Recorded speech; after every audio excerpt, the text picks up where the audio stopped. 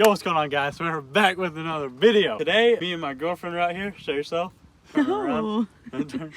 Okay, well, she's behind the camera recording today. I think it looks better when we have someone recording you rather than holding it out like this. We're out here with my truck today at this beautiful park.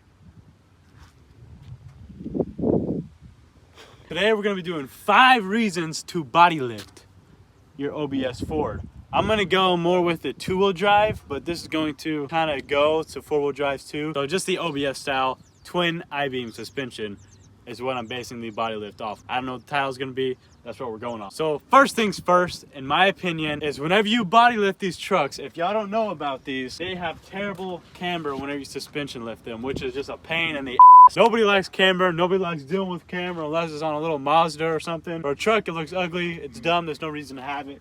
So with the body lift, if you want to come over here and show them, okay. Body lift, you don't really know what it is. Essentially, you're putting blocks. In my instance, it's 3-inch blocks on all of the body mounts, as you can tell right there. So yeah, first thing first, while you do a body lift on OBS, preferably 2-wheel drive in my instance, because that's what this is, it's for camber, because camber is annoying and it just looks ugly.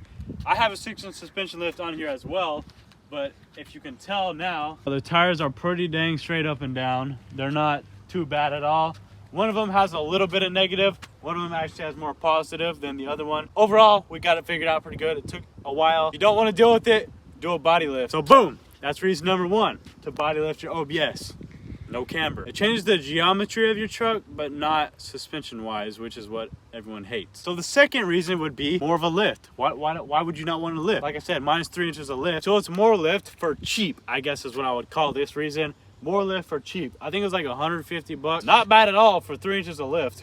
And you don't got to deal with camber and everything else that could go wrong on a suspension lift.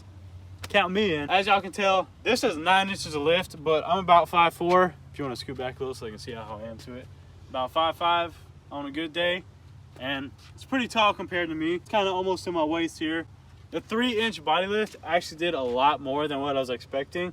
It looked to the eye more than 3 inches, but it's probably about 3 inches. So yeah, number 2 is more lift for cheap, and it was pretty simple to do. It's kind of take out the bolts, put the new bolts in and the new blocks in, and you got more lift. So the third reason would be you can fit bigger tires, okay?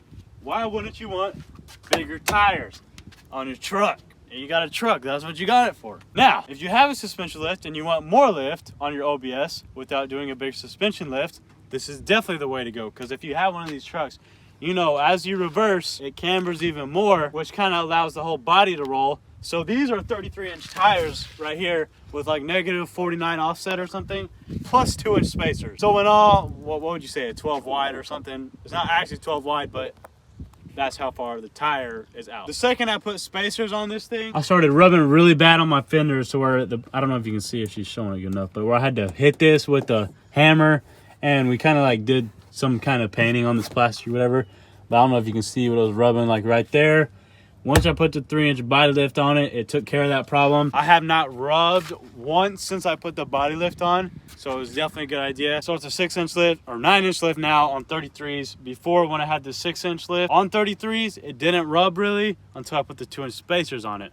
So if you kind of want the same look as mine, I'm giving you all the ideas on how to get there without spending all the money messing up whenever I just told you how to do it. So yeah, number 3 is bigger tires. You can fit them, you can run them, it looks good. I think the 33s on here look pretty good. Eventually, whenever these run out in a few years, I'll probably go with some all-terrains or something so I can go 35s, and then the knobs won't be as big, so I think it'll look good. We'll see what it brings. Now, the 4th reason is actually kind of weird. I bet you not a lot of people say that. If you want to walk with me over here for a second.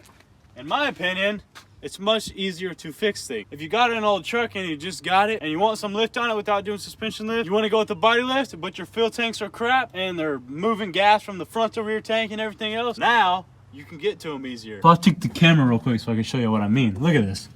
This whole gap right here where I can now reach my hand in there and get every single hose I need out. I've already done the front tank, so it's not a problem there, but now I'm even more dedicated to do the back tank because it's going to be so easy to do. And another thing, I mean, just look at all this space, guys. I mean, look, this is me. I'm sitting under here right now and I can see everything. I can get to everything easy. I mean, look at this. My whole hand. It's a lot of space. And you know, the more space you have working on your truck, the better. So, as you can tell, the 4th reason is more space to work with stuff. Now on to the 5th and final reason. This one's gonna be kind of biased. A good looking truck is a good looking truck. So 5th reason is it looks cool, okay? I don't know if y'all are a fan of the gap in between here. I'm not really a fan of it. I'll do something about it eventually, but my point on it looking cool is bigger lift, bigger tires equals looks cool. I mean, just look at this thing, guys. Could you ask for anything better? And I moved the bumpers up and everything, so the bumpers are in the right spots. I mean, it's kind of dirty right now. Ignore how dirty it is. And then I'll kind of stand here so I can really see how tall it is. It's pretty tall. I'm only 5'4", 5'5", or whatever, but I mean, look at that. Huh? What? Okay, so the 5th reason is it looks cool. Now, I kind of would have another reason, but I've kind of been saying it inside of my other reasons that it's super cheap. So yeah, if there was a 6th reason to talk about it differently, but I already added it in those, it's cheap, cost effective. In my opinion, it just looks great. I do not see a reason why you should not do a body lift. And the bed, they say, is fully capable of still being a bed.